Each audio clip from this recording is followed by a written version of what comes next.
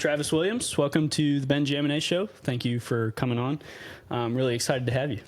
Absolutely, man. I'm glad to be here. It's a pleasure. Yeah. So this one is pretty near and dear to me because obviously you coached me in various things throughout high school and middle school. And I really feel like I can only speak to my experience, but I know for a lot of guys that you were sort of a father figure and a mentor for, countless dudes that have come through every program that you've coached at. And I know guys that weren't even coached by you, don't know you directly, that have still been impacted and been around you. So, what really drives you to coach and to be involved in a community and giving back to a younger generation that really you have no obligation to be a part of? That's a crazy question because honestly, I think for me, I look at it as if I needed a me for me back then. Yeah. Right. Was kind of a hard-headed kid, ton of athletic ability, ton of potential in a lot of different things. I hate saying that sometimes because people think, oh, absent dad or bad parenting or whatever, but I had great parents. An incredible dad, worked his butt off, was at everything I was ever involved in. But sometimes you still need that coach that's willing to pour in and dig you out of a hole that you get yourself in, And I was that kid a lot of times, putting myself in situations I probably shouldn't be in. So the older I got, the more mature I got, and I never lost the passion and the love for the game or for basketball or football. And I was like, you know what? I'm going to be the guy that gets the most out of the least. You know what I mean? And not even just out of the least, but even the best player on the team, I'm going to push him to be as great as he can be. And that's just always been my mindset. How great can I be to pull the greatness out of him? And I genuinely just love kids. I love this community of Powdersville. Spent some time in Easley, but I just love it, man. There's nothing like it, honestly. Real quick, just pull the mic upwards, just the mic part. Piece. Yeah, just have it facing up towards. There you go. All right.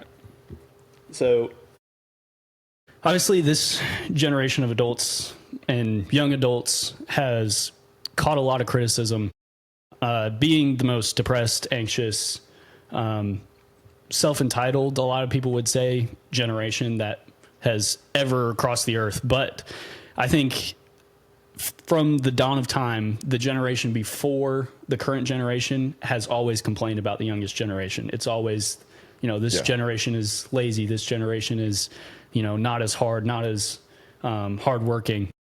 What would you say are the great things about this generation that keep you involved and keep you loving what you do every day? I don't think this generation has lost the willingness to learn.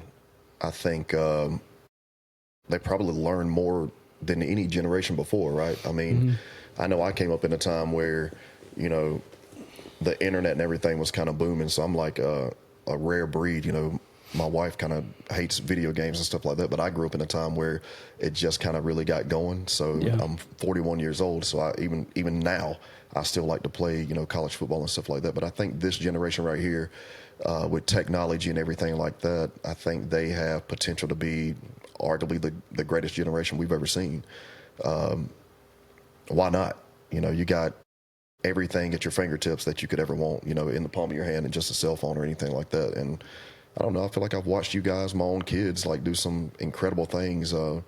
My youngest son, Kobe, he hates school, but I'll watch him put these edits together that are mind-blowing. I'm like, how did you do that? You're struggling in math, but you've got this crazy edit right here that looks like, Christopher Nolan did it or something like that, so it's pretty cool. I think that speaks to that, especially for young boys and dudes in middle school and high school. We are so focused on, he can't sit still, he can't be quiet in class. But I don't think genetically we're made to be quiet and to sit there and take in material without moving our bodies and being able to exercise not only our body, but our mind, our spirit, our soul. Yeah, I struggle with that too. I feel like again, like I said, I'm 41, but I remember back when I was in school, that's something that I hated. You know, they diagnosed me at one point. It was either ADD or ADHD. I'm not even sure which one it was, but I think I'm just a real creative person, right? Like I love music. I love athletics. I love to write. I love all this other stuff. And I think the whole systematic thing, not that it's wrong. You need to go to school, right? Mm-hmm. But I don't think that just being book smart is what makes you a genius. You know what I mean? Like Exactly. I don't think that at all. And I think a lot of times, you know, Or at least not a well-rounded person. for sure. Yeah. I think we categorize people as, you know, oh, he's not smart because he didn't make straight A's. Well, that's not really true. You know, that's just school smart, in my opinion. You know what I mean? Like, I feel like that sounds crazy, but there's so many people that are incredible away from that. I know guys that are millionaires that struggled in high school, but they are so smart when it comes to finances and business wise and being an entrepreneur and doing their own thing. You might be great at, you know, social studies or something like that, but that doesn't mean that you're better than this other person that struggles in that same place. You know what I mean? I've never liked the thought of if you struggled in academics in school that you weren't smart, because I don't believe that Yeah. at all. Hey, everybody. This show is brought to you by Cowboy Revolution Apparel. All right. Use code VALIDSTUDIOS to get 15% off anything site-wide. I personally love their hats, but they have other things. They have T-shirts, some hoodies, different stuff like that. But it'll help us support the show. We get a little kickback from it, and we hope you'll enjoy their super high-quality stuff. It looks great. You mentioned there that you had an early connection with music. Oh, yeah. Tell me about that. How did you get into that, and what made you fall in love? Dude. I joke about this a lot, but I think being biracial, my mom being white, my dad being black, I grew up culturally like country music, you know, in the car with my mom every day, all the 90s stuff, you know, and then all the way back to Waylon and Merle and Conway and Tammy Wynette. I mean, it goes on and on with the old stuff. And then I get in the car with my dad and it's, you know, R&B and old soul, you know, Temptations, Parliament, George Clinton, Sam Cooke, Al Green. Like my dad loved all that stuff. So I'm getting this crazy influx of music coming in nonstop. You know what I mean? Yeah. And it just kind of became my own thing. Like every Christmas, and my parents can attest to this, every Christmas I would get a cassette tape. I would get like Elvis Presley, and I would get something from Motown, like Temptations or something like that. And I would go to sleep every single night listening to this music over and over. And my mom, she's always been the one that would write. She'd write down everything, her feelings, whatever she loved, she would do. She'd write it down. Whatever hurt her, she would do. She wrote poetry. So for me early on, Was that in music form, or was it just in more of like a note-taking journal? I don't think it was note taking. It was more of expressing herself through rhyme, right? So I don't know where I got it from with her, but it was super early on. I mean, like early elementary that I was already writing poems. A weird story. I actually just, my second grade teacher, I just put a roof on her house. But she had a student teacher, young girl. How old are you in second grade? I don't know. 9, 8, 10, something like that. So, I don't know. I wrote her a poem at that age, and she tried to get me for harassment. Oh my God. This is a real thing. This happened in second grade? in second grade. And it crushed my parents, but it crushed me because I just had a crush on this pretty lady that I see every day. And it was nothing derogatory. It was nothing bad. It was just me writing basically like a love letter that rhymed. And I gave it to her. And obviously she didn't like it too much. The nerve of you in second grade though, like I want to put it as, that makes it sound bad, but like, Oh yeah, I didn't care. that I love that, dude. Yeah. Like the fact that you Yeah. you didn't care and you had really the balls to just go up and Oh yeah, the confidence put is yourself always out there. oh, the Yeah. confidence has always been there. I've never lacked that at all. And it's funny because I've had people say, "Oh, he's cocky." No, I'm not cocky at all because I don't think certain things about myself. I'm just not afraid of anything like that. You know what I mean? That's such a thin yeah. line, dude. Oh, yeah, it is. The difference between a quiet confidence and cockiness, I always think you can identify confidence if you are also confident. For sure. But if you are insecure in your own right, a lot of times it comes off as cockiness. For sure. And I've heard that. And I've got buddies of mine that I feel like carry themselves just like I do. And they say confidence. And then other people will say cocky about that guy. And I'm like, that guy's not cocky at all. Like, he's just a confident guy. He's confident in anything that he does. Like me and you right now, if we walked into the Y right now and there's two people playing basketball and we walk in together and they're like, hey, we want to play y'all 2v2. We're going to think we're going to win. Regardless. Well, that's just going to be your mindset, and that's not a bad thing. But some people say that's cocky, but it's not.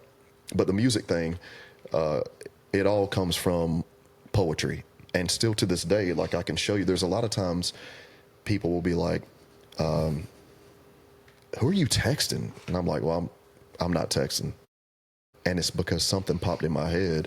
It could either be a poem or it could be music lyrics that just pop in my head, and I'm writing it down in my notes as fast as I can.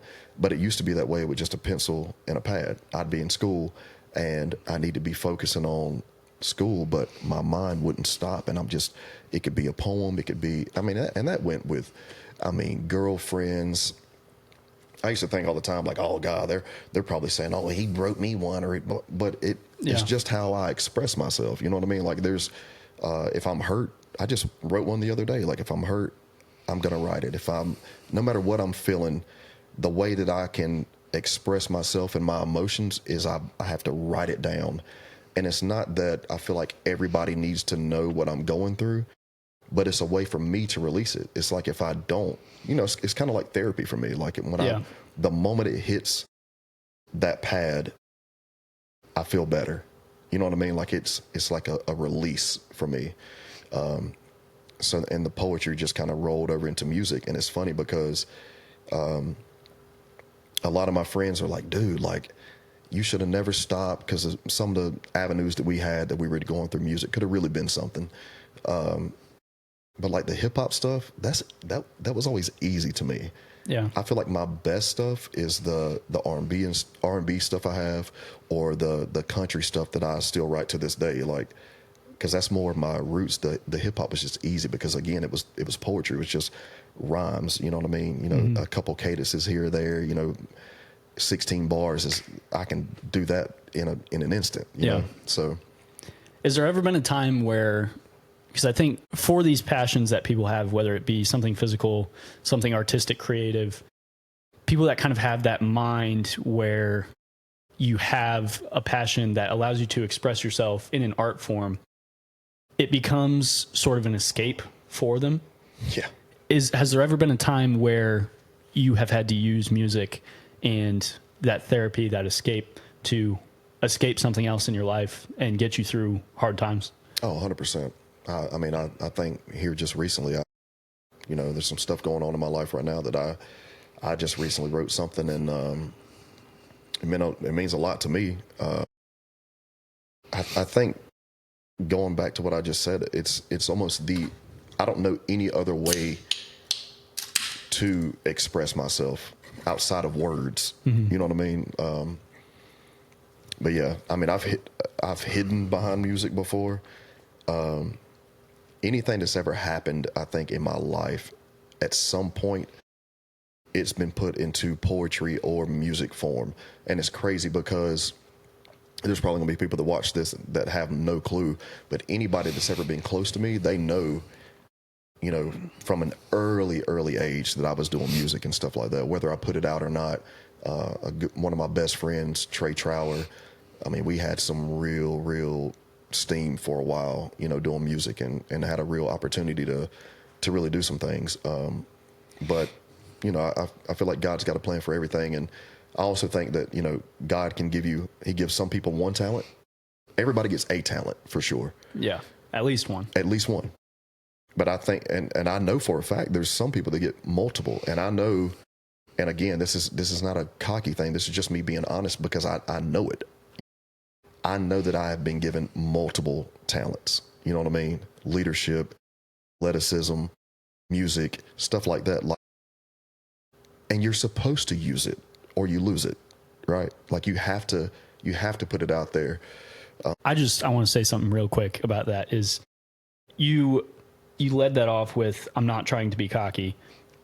And I think as a society, we need to, and especially as Christians, we need to shift that perspective, because how arrogant are we to think that anything that God gave us that we don't recognize would be cocky or arrogant to not use it to the fullest. And you can't use it to the fullest if you don't recognize that you have it. So to me, it's not cocky or arrogant or full of yourself at all to say, this is a talent that I have that is naturally given to me by God. As long as you project it and you are a light to say that this is given to me by a higher power and I'm going to use it for that goodwill. It's not something that I've created on my own. Well, I think that's a part of the problem that I had, kind of like the convictions hit, you know, like, because especially like doing the hip hop stuff, like it's fun. Like I can, again, you know, that party vibe, that fun feel, you know, you put it on, you're riding down the road in the summer and it's, you know, a great beat and or whatever. But the convictions hit and I started asking myself like, hey, like, are you putting something out that you want kids to hear that you've coached or that your own kids need to hear? You know, because I can put music out there that people would absolutely love, but is it something that's going to glorify him? Yeah. And I've struggled with that because there's times, and I've got some Christian, you know, hip hop stuff. I've got some regular Christian contemporary music that I've written and I like it, but I ask myself all the time, like, man, is that really that good? And then the other stuff, man, should you really do that? Is that glorifying him? Is that something that everybody needs to hear? And I think that has a lot to do with why I haven't released a lot of stuff. I kind of just make it for me now, you know, like if I do something, it's just kind of for me because, and it's not like I'm on there cussing like crazy. I'm not going to do all that anyway. It's just some things that you say and some things that you do, you don't ever, for me in my position, I feel like as a coach, that's what I always go back to. Yeah. And it's like, I don't ever want to do anything or have any of you guys ever see me do something that's going to make you go the opposite way. You know what I mean? Yeah. And I struggle with that because I love music. I've been convicted by very recently being mindful of what I put into my soul, whether it be social media, music, movies, shows, whatever it may be. If it's not something that would be glorifying to God, should I be participating in it and listening to it and watching it? But the other side of that I do struggle with, especially with Christian music right now, and I think there's actually a revitalization of that right now of Christian music. Oh, you got some guys out there. What's this? Forrest Frank and Jelly Roll and all these guys. Holvey, dude. Yeah. God, I can't think of the other guy's name. But there's some guys out there that I really, really like that I listen to all the time. Lecrae's still good. The problem being though, the other side of that argument is that most Christian music, and like I said, it's growing. It's just not good. To me, it's not developed enough the same way R&B or rap or any of these other genres are. So it's not entertaining and it's not something I want to listen to because it's not as good.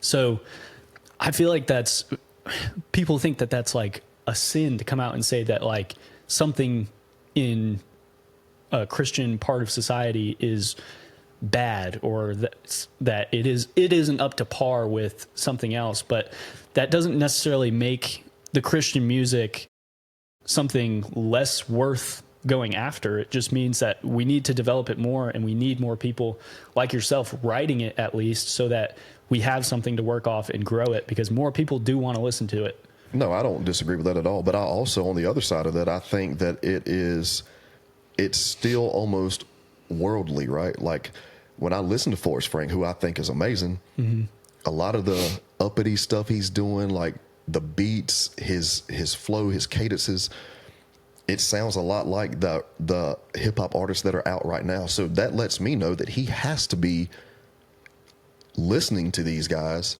to be able to get that type of, and that's no knock to him at all. But you have to Because take I do. inspiration from somewhere. But his inspiration's not coming from another Christian artist that did that. No, because it sounds just like everything that I hear on Apple Music. That's right? so powerful, dude. But it's a great point. But it's glorifying God, which is okay. That's good. But and this is another thing, because I think we do this with music more than anything. Everybody's parents are like, you shouldn't be listening to that. You shouldn't be listening to that. But they don't say anything when you go watch a movie. Not really. I mean, some, but it's more about the music. It's always music. That music's bad. That music's bad. When a lot of times these hip hop artists and these other artists, they're just actors as well. Can I say why I think that is? I think music reaches directly into your soul. It does. And I mean, I think that goes all the way back to Genesis when, Lucifer, I mean, the Bible speaks about his body being made of instruments. I mean, you know what I mean? Like, I think he still definitely has his hand in music because it does certain things to you. Listen, you want to get on a bus and go play football. Back in the day, we're putting DMX on and it was insane. Yeah. You know what I mean? So yeah, it makes you feel a certain type of way. Like there's certain beats that come on. I can put on a beat right now that makes you, kind of want to move around, a jazzy feel, or I can put another one on that makes you want to bounce around and put your knuckles on somebody's forehead. I mean, that's what it does. And so I agree. It does reach directly into your soul. And maybe that is why people don't put so much emphasis on movies as they do music. But I still feel like that's a double-edged sword. Like, because, I feel like people are still acting in music as well. Like there's a lyric that I had recently that I know Brooke did not like at all. And to me, it wasn't bad at all. I was just saying something that made sense to me. And honestly, that it could have been her. I was just speaking in general as somebody that was out somewhere in an environment. It could have been a club or whatever it was. And it was, I can't remember exactly what it said. I noticed you noticed me from across the room. If I took you home with me, would it be too soon?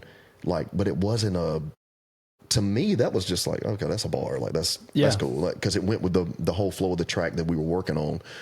And I was like, when she was upset about it, I was like, man, okay, well, she's the most important. If this bothers her, then, you gotta get away from it. But I was like, this didn't happen. Nor did you have any intention for it. Yeah. I was literally at the beach with my whole family, and it popped in my head as I was writing this thing down. A lot of times I don't even write it down first. I'll kind of just be freestyle and record myself. And when I record it, then I'll go back and write it down. And it was just, to me, it was like, okay, that's a simple bar, but it's a cool bar because these people that are actually out doing this stuff, this guy's going to be riding in the car like, man, yeah, that worked for me. Like I noticed her notice me from across the room. If I take you home with me, would it be too soon? Like, that's a real question. Like, this is probably not a good idea. I probably shouldn't take anybody home that I don't really know. But we all know people get in those situations and it happens. And it was an R&B song. It was I loved it. And I was like, man, she doesn't like it. I think it speaks to a larger vein of we tend to shut out and ignore that sin happens completely in our lives. And anybody that will tell you the most perfect man in the world, second to Jesus, has sinful thoughts. For sure. So to me, to ignore that those exist is almost giving into them. And I think that's what the devil wants, is for you to... Oh, he wants you to just kind of overlook it a little bit. Yeah. Even one of the greatest lines I've ever heard is, even the devil believes in Jesus. Well, he knows scripture better than anyone. So for us to pretend that the devil doesn't exist, which is insane, and to completely ignore it and not put it in our music, not put it in our TV shows, not put it in our movies, how can Christians be aware of the battle that we're fighting if we don't see the other side? That would be crazy. That would be like sitting on this couch knowing that there was a massive rattlesnake at our feet and being like, let's just act like it's not there and we'll be okay. Let's You got get to up and take move. care of it. Yeah, Yeah. let's face it head on. No, I agree with that 100%, man. That's stupid. But that is how we do a lot of stuff that way, for sure. Yeah. Especially as Christians, we do a lot of stuff that way. Yeah. You mentioned your wife there listening to your music. And one thing, as a young man who I have a girlfriend that I've been dating for a little over 2 years now. So I'm infinitely curious as to the different things that make up a good marriage that is sustainable. My parents, when I were young, were divorced. Her parents, when she was young, were divorced. And the divorce rate for our generation is insanely high. So I think our generation doesn't really have an appetite for divorce. Yeah. But what worries me is that there's going to be an entire generation of people that stand down and avoid arguments and avoid confrontation in a way that creates unhappy marriages that people are silent in. And so I want to understand your take on what that communication is like personally for you with your wife, and how important is that in all facets of the marriage? I got you. Well, I'll tell you what, this is about to get probably way more raw than you expected, because I'm actually going through a lot right now in my marriage. And to be fair, I knew this question and stuff like this was going to come up, and I'm completely fine with it. And I'm just going to be as honest as I can. I will say 98% of my marriage was dang near perfect. I mean, I couldn't ask for, and still to this day, I think Brooke is one of the most incredible people I've ever been around. She's an amazing teacher. She is an incredible mother. She was a great wife, or is a great wife. But yeah, we're in a rocky spot right now. But I'll tell you this: when you make a commitment, you're not committing to love. You know what I mean? Like you're taking vows to that person, and you're making a commitment to that person and God. And for she and I both, we are devout Christians, not perfect people by any means. If you know me, I mean, I'm definitely not perfect, but I stand strong on my faith, and I always will. But communication is definitely the best, and I think recently that's been one of the issues for me, myself, and I can't really speak for Brooke, but I think just for our marriage, communication kind of went down, and I think we had a super busy life recently. Micah kind of came into his own as a player in basketball and got on a really, to me, a really good AAU basketball team. Kobe's kind of following suit. Our daughter was a very good dancer. She's recently quit dance, and she's focusing on pageants and cheer right now. But I think something that happened to our marriage was lack of time, and that time being us together. You know what I mean? And I think if I could give anybody any advice in the world, I think biblically it tells us very clear. And as devout Christians as we are, we both lost touch of God, spouse, family. Then kids. Yes. Yeah. And I think, at times it was kids, God, family. And then I feel like even during AAU season, it made it tough for church, and it became kids, God way down, and then even family beneath. And it was, that's something that I hope that, still to this day, we still talk daily, and I hope that somehow we can get back to where we were, because we've been married for 16 years and we've been together for 22 years. It's tough because, we're kind of doing separate things right now. And I think it's going to take a lot for us to really get that thing dialed back into where it was. But I mean, she was incredible, man. I have nothing bad to say, but if I could give any advice, the way I've always given you guys advice, it's always going to be upfront, communicate, and always put God first, and then your spouse. Like, your kids aren't going to, they're not going anywhere, but then they are going somewhere. They're going to be gone. So by the time your kids are gone, you don't want to look around and go, oh, well, we don't really like each other. We were just here because of our kids. You know what I mean? Yeah.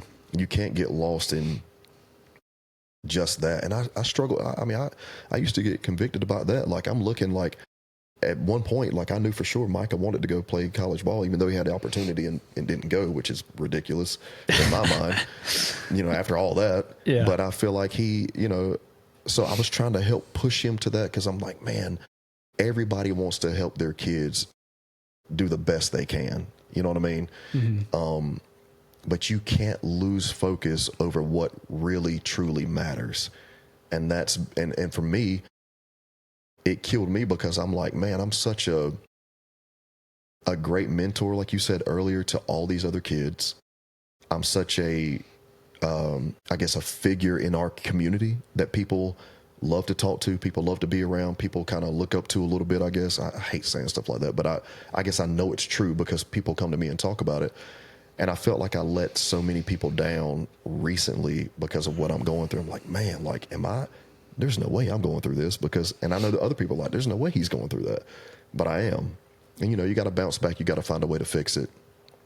But I think I've really struggled with the conviction of, hey, we've got AAU in Tennessee this week. Hey, we're going to be in Greenville all week. Doesn't matter where you are, you know, church is at 9:15 and we're going to miss it. Yeah. And I struggle with, hey, like, man, you know, you've paid this money and your kids need to play because everybody's playing now. And if you aren't playing, you're behind. But what matters? And I still struggle with it. I know what matters. I know what needs to be done. And I still, again, I go, kids, boom, put the kids there. Yeah. The boys got to play. When really the boys should be in church like they should be. And I think there's ways around it. You know, I could have let them go play, and hey, we could go back to the hotel room and pull up the sermon and watch it or stuff like that. But you get so wrapped up and there's only so much time in a day that you just start pushing that to the side, and that's not what you should do. Everything you just said, there's so much to unpack there. I think one of the things that scare me the most in committing to someone for the rest of my life is that eventually, when you do have kids together, you come into marriage and everything in the Bible talking about being a man talks about being a servant. Yep. And you come in with such a servant mindset that obviously you love your kids more than you love anything in this entire world. That how could you not have that same servant mindset around your kids? Yeah. And that's not something that I can fully flesh out until I have them myself.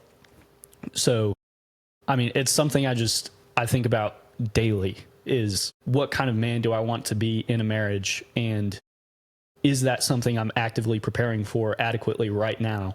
Yeah. In a way that is going to serve myself and my future wife and kids the best way possible. I tell you what, man, the number one thing for your wife, like I said, you know, God first, but never stop pursuing her. Even if you feel like something has happened to where you have a right to be upset, doesn't matter. You never stop pursuing her. Like, and I failed there. And that's what you always have to. Like, I think, you know, for me, especially this past year, you know, some things didn't go the way I felt like they should have gone. And something clicked in my head, was like, you know what? Do better. But instead of saying do better for your marriage, I said, get your butt in the gym. I went from 242 pounds to 196, busting my butt. I was going to Bible studies with Coach Patterson, stuff like that. Like, it was all me, making me better. Because I told myself, make you better. You'll be seen that way by her. Like, do that. But that energy should have went to my marriage. That's what I should have done. I should have taken that same me energy and put it into us, even though I didn't think I was being done the way I should have been done. That's so hard as a man, though, because we're wired to physically go take action. Yeah. And when relationships are so much more emotional and spiritual than they are physical action. For sure. So I don't know how, obviously there's physical steps that you can take to do that. But I mean, as a man, that's your first thought is, oh, let me go get in the gym. Let me become someone that is more desirable to pursue, because that's the dating mindset. Yeah. But when you're in a marriage, it completely flips. It's complete opposite. Yeah, she couldn't care less. Would have loved me at 242 the same way she did at 196. But in my mind, it was, oh, something's off. You got to do something here. Yeah. And it was backwards. So you mentioned how special your parents were to you growing up and how great of a childhood that you had. What was your father like in developing you as a person and crafting the way that you approach your life, you approach your faith, your fatherhood, and your marriage ultimately? Man, you're going to make me get emotional. My dad's everything to me, still to this day. And I really mean that. Just an old school country guy from Williamston, South Carolina. But Clemson. Yeah. Clemson. He, the hardest working man I know. And my dad is a no excuse kind of guy. Like, he doesn't care. And I a lot of times I will look at things and say, well, some people can be a victim of circumstance. And my dad completely disagrees, because he comes from a household with one of the strongest black women to ever walk this planet, and my grandmother, Virginia Williams, God rest her soul. He's one of 11 kids, and my dad was never around his dad. So it's incredible to me to see that man be such an amazing dad and an amazing role model when he didn't have that to see. Yeah. And that's why he's a no excuse kind of guy. He's like, no, I'm still a great dad, and I didn't know my dad. I didn't have a dad. You have a dad, so you definitely have no excuse on what kind of dad you can be. And I think that's why I am such a father figure to so many people. And I know I'm a great, one thing you can never take away from me, I know I'm a great dad. I raise my kids the right way, the best way that I possibly can, and I love on them, and I always will. I might be hard on them, and you've seen me around, Micah, and I love it when, you get some people that might not know everybody in the community when you're talking about sports, but anybody that's ever seen me coach my kids, they know that they have it worse than anybody. I don't give them nothing. It sucked for these guys. You overextend, because there's never going to be anybody that ever says, oh, he showed him favoritism and he's playing more because, daddy's coaching. And look, and some people will, but I think one of the things I've always told Micah and Kobe, when your teammates go home and their parents say, well, I think Five only played because his dad's a coach, that kid's going to turn around and say, nah, Mom. Nope. That kid's working harder than anybody out there. Can I say something about Micah real quick? Yeah. That dude, there was my senior year. What was Micah, a sophomore? Sophomore, yeah. Sophomore. That dude, he made varsity at the beginning of the year. Chose to go down, which was one of the, at the time, least skilled players on the team. 100%. And when I tell you that when he decided to go down to JV instead of sitting on the bench on varsity, that derailed our season.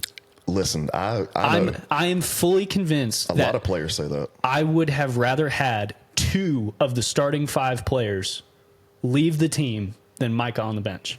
Yeah. And that speaks to his character, and that speaks to how you raised him. Yeah.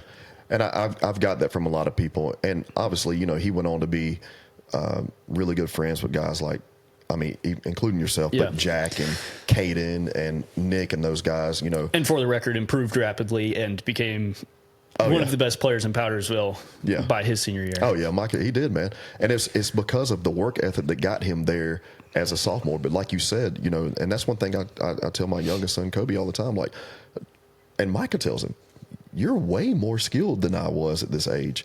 You just don't work the way I work. And I know they're different people, but that goes to anybody. It's not just about siblings. It's about players that are out there. You have to work for it. Even if you're the best, you can be the best at this level right here, but if you're not working for it and you get to the next, you're just going to be another guy. And that's what he kind of refused to do. But I love that you say that about him, because there's so many people that I think know. Coach Austin Anderson, I remember being upset because he knew man, we just lost, even though he's a sophomore and he was probably only 5'8", 5'9" at the time. He was like, we just lost an incredible leader. Had zero to do with what he did on the court. Team. That's exactly right. It was just effort and his attitude and his energy. All that stuff was just, it was just so good because everybody could be derailing and he could speak up. And for whatever reason, everybody listened. And that is something that is so rare. Yeah. And for you to put that into your kids will last them long past basketball. It's bigger than basketball. Yeah. And I think, circling back to you being a mentor, I think that's why it's so important that you are in these kids' lives every single day, because you have these kids that are experiencing what Micah got to experience that so few guys do. Yeah, I really appreciate that. I just got a message on October 11th. This person said, I finally met your sweet Micah at the meat market the other day, and I have to say, you have raised an amazing young man. He is absolutely precious. So way to go, Dad. Proud you should be. Hope all is well in your direction. And that's like, when I get those kind of messages about my kids, I love that more than, man, Micah played his butt off when he had a stomach bug or some kind of flu or whatever in the upper state championship game, which he just did this past year. Like, he was sick as a dog. Yeah. And without him, we don't make it to state. That's awesome. But that means a lot more to me, because that right there is going to last him a lifetime. That lets me know that he's going to go out into the world and do great things, and he's going to go help other people when he gets a chance. You know what I mean? Like, way bigger than what you are as a player. Yeah. Who you are as a person. Man, it's so much more than that. And that, going back to one of the earlier questions you asked me, like, why for doing it, it's because something that I feel like Coach Patterson and I both always say is, I'm out here to make better young men that just so happen to be good at football or basketball. That's what I care about. I want to know when I see you when I'm old and you come up like, what's going on, Coach? Like, yeah. It's hilarious. Like, half these kids on the football team, I mean, they talk to me every day at the middle school. But if I see them on a Friday night at a football game, dude, I told Coach Patterson, I said, man, if you ever want to feel good about yourself, go to a high school football game after coaching middle school football. When you walk in, you feel like daggum Jay-Z or the president, son. You come walking in, they're like, Coach, what's up, Coach? Going crazy. That's a great feeling. Like, because forever, I'm not going to be Travis Williams to those guys. I'm always going to be Coach. And that means a lot to me. It lets me know I've impacted these kids in a positive way to where they love me for it. You know what I mean? Like you said, some of these guys don't have anybody. They don't have anybody that cares for them, whether they have a dad or a mom at home or whatever. Even if you do have somebody that cares for you. Yeah, even if you do. Like I said, I had great parents, and I wish I had somebody like me back then to just really push me and drill me in those ways, you know? Yeah. What are the characteristics specifically that you learned from your dad and the values that he instilled in you that you hope that you instill in your boys and in your daughter as well? Oh, man. Again, I think he's the hardest working man that I know. Now, growing up, I think that just from like the way he grew up and this small environment that we have, like this, small country town that we're from, I think my dad's mindset was kind of always, if you make it to Michelin, man, you've made it. Hey, if you make it to BMW, you've made it. If you make it to Magna, you've made it. Like all these big plants, like that kind of plant mindset. Mm-hmm. And don't get me wrong, my dad's made great money. He's done a great job. He's been, done a lot of great things going through that the way he has. I remember one year he got an award or something for 17 years of perfect attendance. Darn. Yeah, I can't go 17 days. Yeah, right. But I just thought that was, that type of mindset he has. But for me, his mindset triggered something else in me.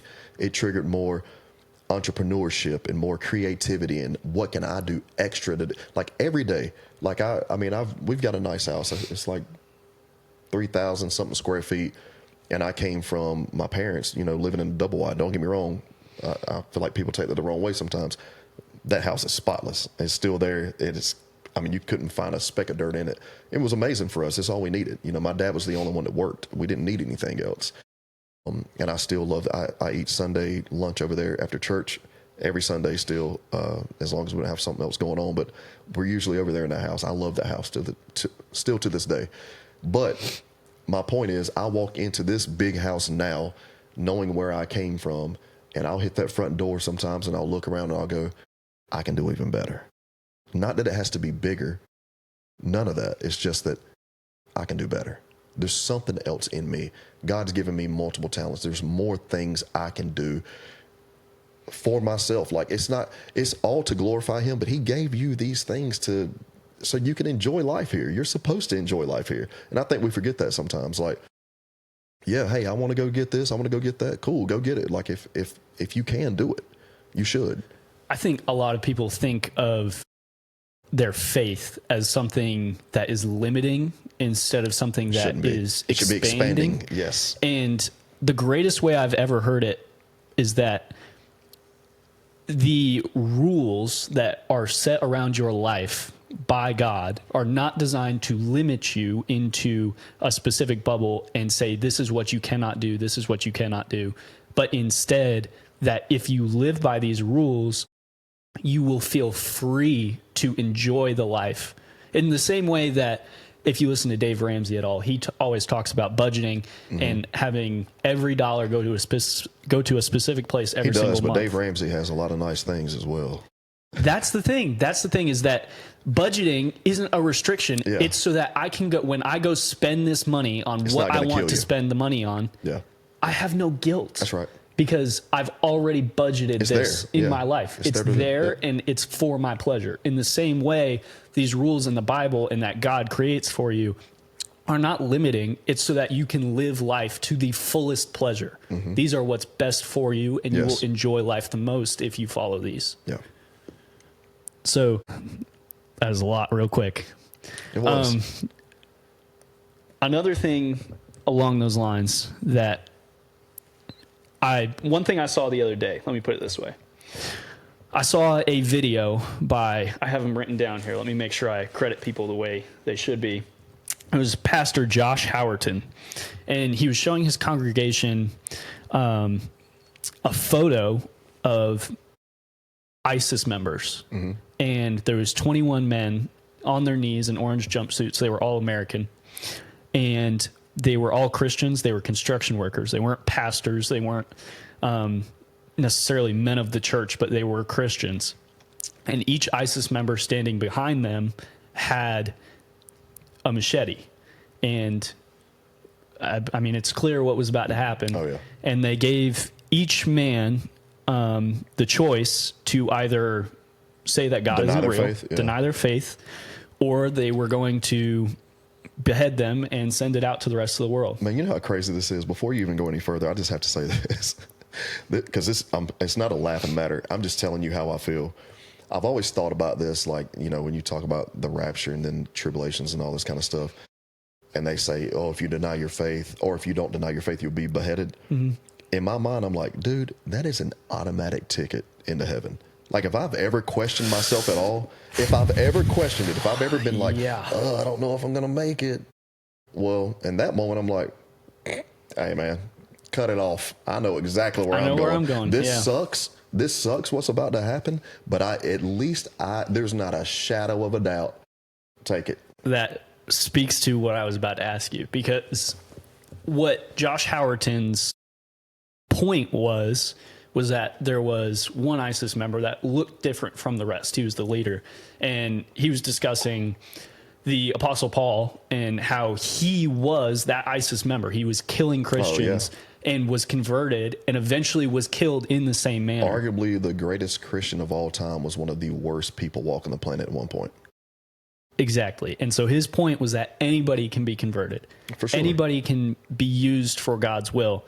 What I took from that was something that I had seen a little bit earlier from James O'Keefe, who said, if you aren't willing to die for something, then you're for sale. Oh, yeah, you can be bought.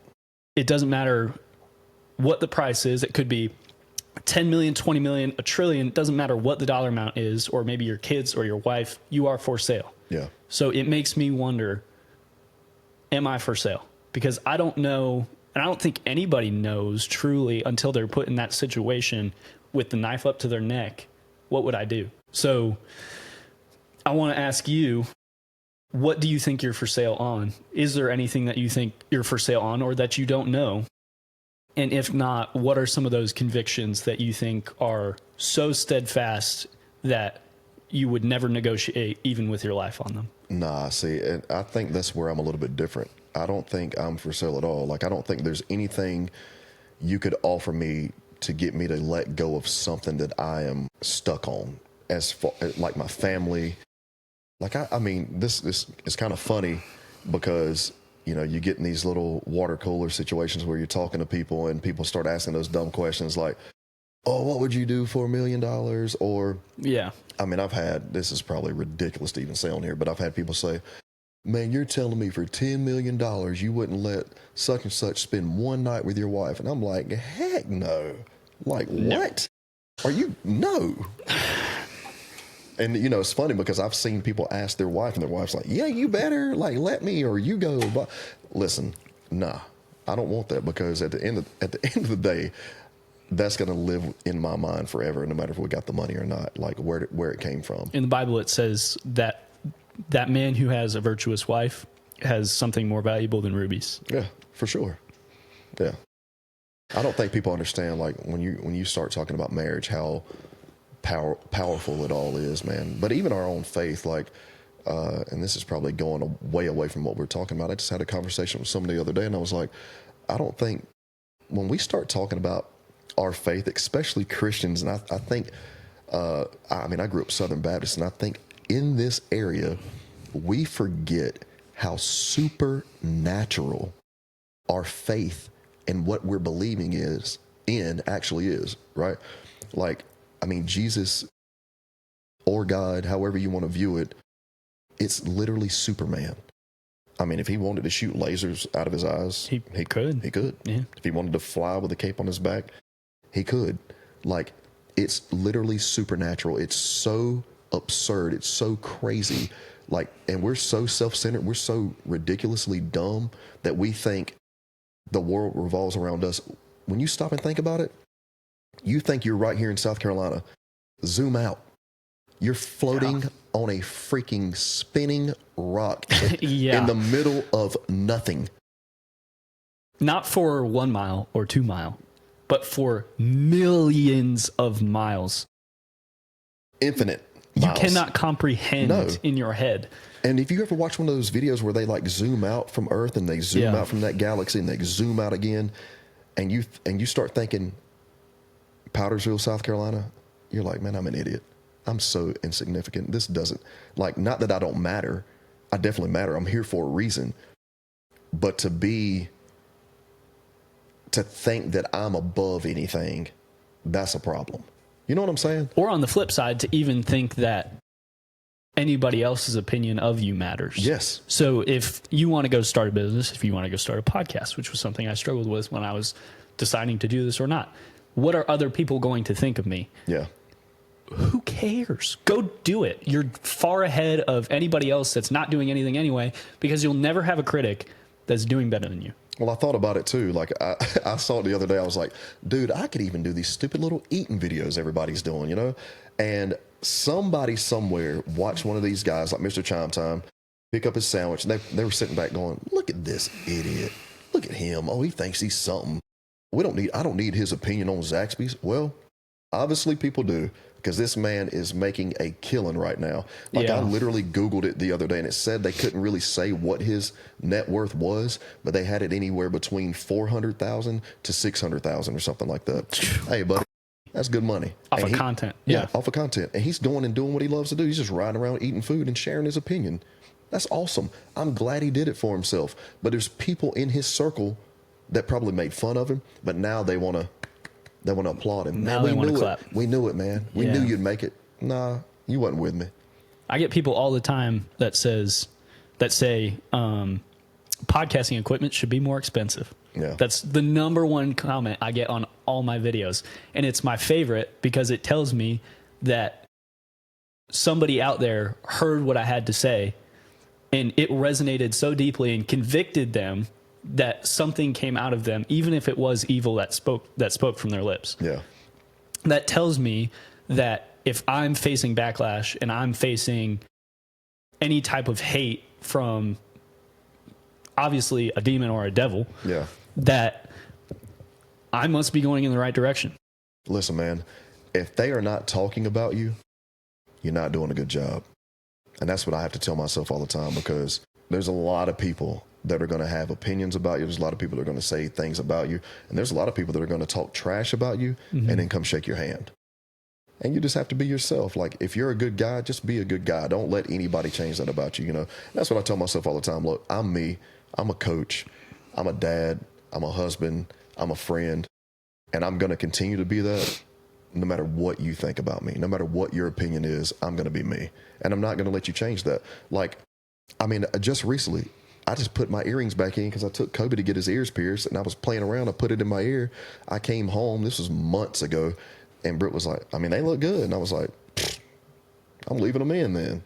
You know what I mean? Like, and I mean, obviously, like when I go to customers' houses, I don't have them in, but I still like to feel like I'm not necessarily cool, but I want to feel good about myself. So if I want to put a chain on, if I want to, you know, wear a hat that might be in style now, if I want to wear, obviously y'all know I love sneakers. I got a million pairs of sneakers. If I want to, whatever I'm going to do, I'm doing it because it makes me feel good about me.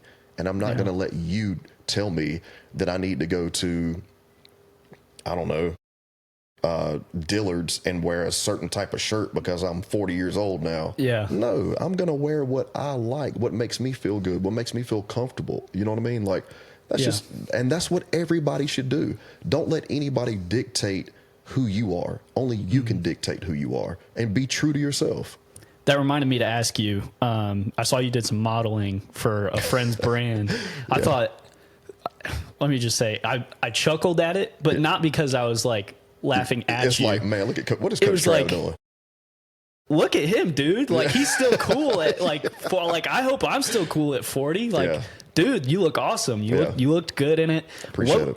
What was that like? Was it a new experience for you, and what did you learn from it? So you and shout him out as well. Oh, absolutely. So it's hilarious because I felt the same way. It's one of my good friends. I always call him a little brother of mine, Wesley Quinn. Dude is an absolute genius. He's a genius with the camera. He's a genius conceptually, like with his ideas. He's so creative. Whether he's taking pictures or he's doing videography, he was an incredible dancer. Lived in LA, I think I hope I don't mess this up, but I think 16 years. I know he was gone for a long time. He's back. He lives right over here now, off of Orr Road.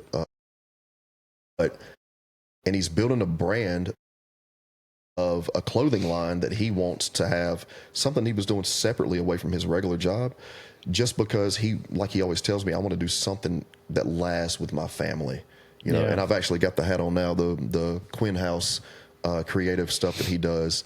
But when he first asked me, dude, I laughed. I was like, man, what? You want me to do it? And he was like, yeah, bro. Like, you know, everybody knows you around here. Like, you got the look. Let's do it. And until I saw the pictures, I guess getting older, I had lost that belief in myself as well. Yeah. And I was like, dang, dude, like, I can really do this. Because I'd been asked before to do certain things like that, and I was like, no, I'm not doing that. What the heck? I look like an idiot, you know? End up on somebody's bar stool or something. But no, dude, his stuff is nice. Like, it's well made. It fits great. And I've done a lot of things for him, and I went back and I did the Cowboy Revolution thing. Like, that was pretty cool. Go buy a hat. We're both. Yeah, Cowboy Revolution is dope. Yeah. I've got some of that apparel, like shirts and hats and stuff from them. Links in my bio, and will be in the description. So, but Wesley Quinn, man, if he's got some stuff coming up too. A lot of hoodies. I think some crew necks, more hats are coming his way. I can't think of his actual website, but you'll find it like Quinn House Creative, or, you know, go to Instagram and find Wesley Quinn. He's on there. You'll find all that stuff on there too. But we'll put him in the description and everything as well. And awesome. We'll get him set up. We'll clip. Man, he's a guy. We'll clip one and we'll tag. He's a guy that I want to get on the podcast, and you probably should too. Like, I think he does some incredible stuff. Like, he's doing some. Don't get mad at me, Wesley, but he's doing some kind of behind-the-scenes stuff with Dr. Phil and stuff right now, dude. Like, big deal. That's pretty cool. Oh, yeah, it's pretty cool. Well, I want to be conscious of time here, so Yep. we'll get to the last few questions here. So one day you and I are both going to die. Yep. It's inevitable. Everybody will die at some point. We don't know if it will be tomorrow, a week from today, a year, or in 30, 40, 50 years. What do you want your legacy to be on this earth with your kids, with everybody that knows you in this community, and ultimately in the kingdom of heaven? That's deep. But I have such a simple answer, and I mean this when I say it. I want to know when I'm gone, whether it's today or it's 50 years from now, that all of you guys show up that I've ever impacted, and you go, that dude loved me. That's really, honest to God, what I feel from my wife, from my kids, you, all the kids I've ever coached. I want them to come to that place or wherever they are when they find out that I'm gone and say, man, that guy really loved me. He wasn't just out there for a terrible paycheck. He really, really loved me, and he impacted my life. He believed in me. He pushed me. He wanted the best for me. And I want everybody, I want all my friends to feel that way, because I feel like that's who I am. Like, one of Morgan Wallen's songs, he talks about, I still try to step in when it's not my fight. Like, that's always been me. Mm-hmm. Like, literally, like, I'm not going to let anybody touch you if I'm around. You know what I mean? Like, yeah. Like, truly to that extent. Like, if I had to, I'm going to go to jail, because if I'm at a gas station, somebody trying to put their hands on Ben, then I'm going to jail. You're not even going to have a chance to swing. And I mean that in every sense. Like, if that's protecting you verbally or whatever, somebody's talking behind your back, I'm going to be the guy that steps up and says, nah, let's not do that. If you got a problem with Ben, you need to go talk to him. And so that simple of an answer is, I just want to know that people knew that I genuinely loved them. And that would be my impact, because I think it's going to go on. I think you're going to tell your kids, hey, this coach right here, let me tell you about him. Let me tell you about this guy. Or if you're scrolling through my Instagram, let's say something happened to me 5 years from now and you're married with kids, you're like, let me tell you about this guy right here. This guy right here, he cared about me. This guy right here jumped on my podcast. This guy right here used to chew my butt at practice. This guy right here picked me up in games. Like, that's what I want. Not just coach, but friend. You know what I mean? That's exactly right. There's a photographer by the name of Josh Nome, and he collects pictures of walk-off home runs. And he says that the reason he does it is because he pictures that's the way that we all enter heaven. Oh, wow. Is everybody cheering? Yeah. Everybody, the person that's entering heaven hits home plate, and everybody just goes nuts. Dogs on him. Yeah.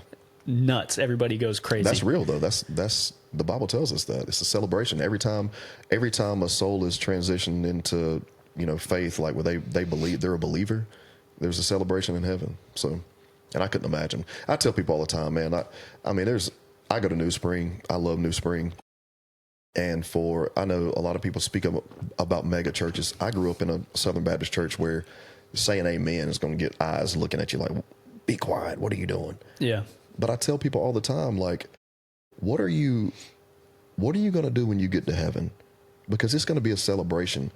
And do you think we're only going to sing Amazing Grace or How Great Thou Art? No, there's going to be a million different tongues in there, different languages, things that you've never heard being shouted in praise and worship to him, as it should be. And it's going to be so loud, and it's going to be packed. It's going to look like a mega church. It's going to be nuts. And if you sit back with your arms crossed, man, I don't know how long you're going to be in there. I don't know if he might write you off after that. I've heard it's eternity, yeah, but well, look, he can do anything he wants to do. So yeah, I don't know. You don't sit around with your arms crossed in heaven. But I joke about that all the time, but it's insane to me how we get more tied up into religion than we do actual grace and faith. You know what I mean? Like, it's not about titles and committees and all of that. It's about a personal relationship with Jesus. That's what it's really about. And if you can't if you can't wrap your mind around that and you can't let go of all these other little silly things that we do in churches, then I feel like you're lost, because it should be a celebration. I had a lady years ago when I was working at the Blood Connection. I'll never forget this. I was doing phlebotomy. I was probably 23, 24 years old. And the news comes on. And there's all kinds of, I guess, you know, different wars in the Middle East and stuff like that were still going on. And I guess they always are. And she goes, I can't stand them. And this lady went to a church in Easley that I know very well. And she said, I can't stand them. And I'm literally about to put a needle in her arm. And I was like, what do you mean? She's like, I just can't stand them. She said, those Muslims. And I looked back up at the TV and I said, well, how do you know he's Muslim? And she was like, look at him. And dude, I knew where she went to church. And I said, you do know that Jesus looks a lot more like him than he does me or you, right? Dude, she almost came unglued. Like, I could tell, it just killed her. But it's so true. Yeah. We get so caught up in thinking that wherever we are is what he would have looked like, instead of really thinking, like, geographically, where was he? You know what I mean? Like, what would he actually look like?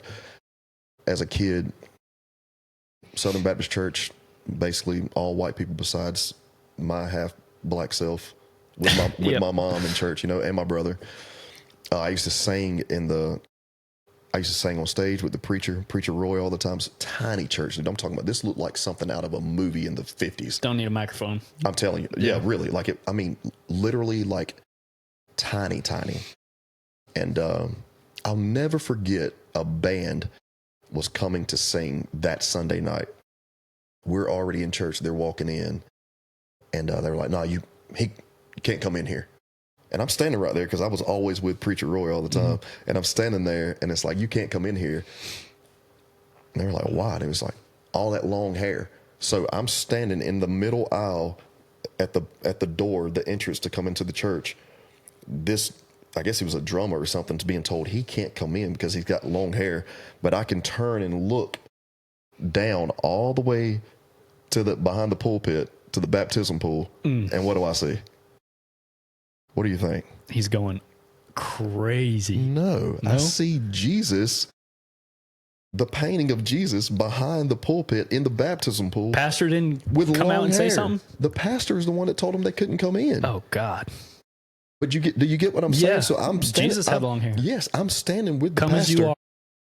I'm standing with the pastor, telling the drummer, or whoever he was, couldn't come in because he's got long hair. But I turn and look all the way down the aisle to the baptism pool, and there's Jesus with long hair.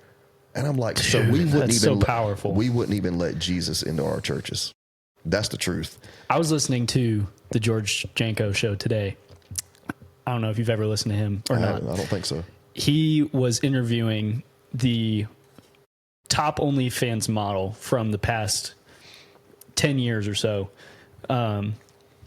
who converted and radically changed her life and is a Christian now. Okay. I mean, she was number one on OnlyFans and completely changed her life and gave her life to Jesus. Probably be a big tithing. And it better be. But she had talked about being uncomfortable coming back to church because everybody knew who she was and what she had done. How'd they know? I mean, that's a great point. Excellent point.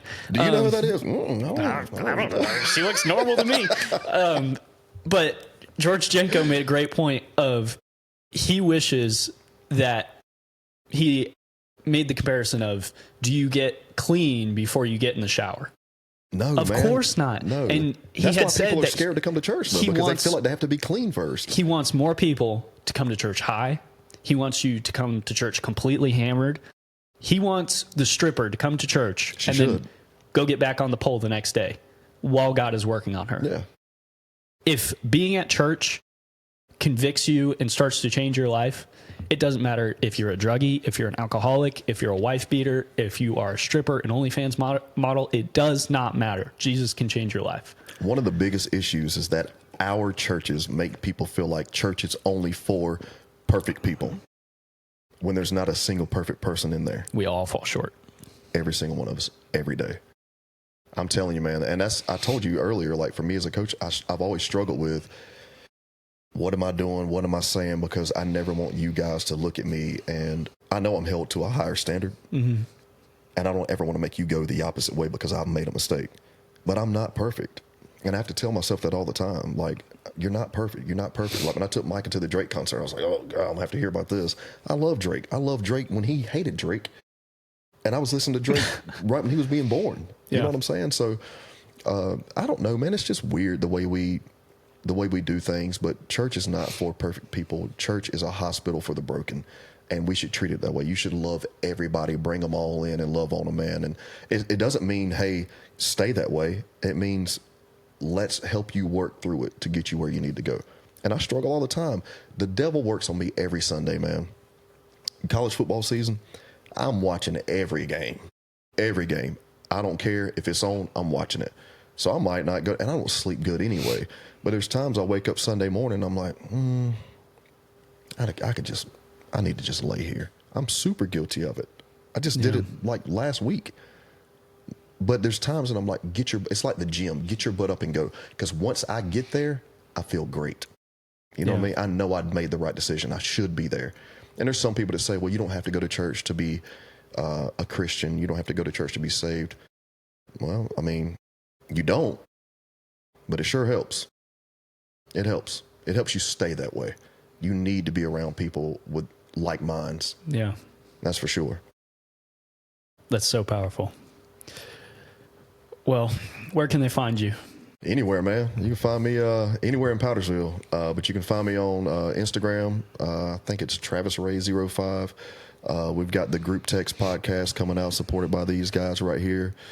Yeah, I mean, I'm on Facebook as Travis Williams. I've been really thinking about changing my IG name to Coach T or something like that, but kind of didn't want to just single it down to one thing either, you know? Yeah. But yeah, man. Thank you so much for coming on. I'm so curious to how I've been trying to dumb the country down, but I know it's going to sound absolutely ridiculous on here, but I'm okay with it.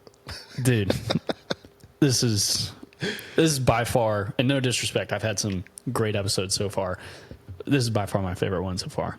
That's awesome, man. And I am super grateful for everything you've done for me throughout me coming up, and for all of the guidance that, whether you realize that you gave it to me or not, leading by example, showing me what kind of a man to be, how to interact with people. And I've had a great father, but you have also been like a father figure to me, and I want to thank you for that, and thank you for coming on. I love that, man. Appreciate you, brother. This has been awesome for me too, man. I like I said, dude, for me to be who I am, the age I am now, to have former guys come back and say, Coach, we'd love for you to be a part of this, something we're doing. It means the world to me, dude. It lets me know that I actually did impact your lives the way I wanted to. So, and that's one of the most real things I think I've ever been a part of. So I appreciate it. All right. We'll see you in the next one. Yes, sir.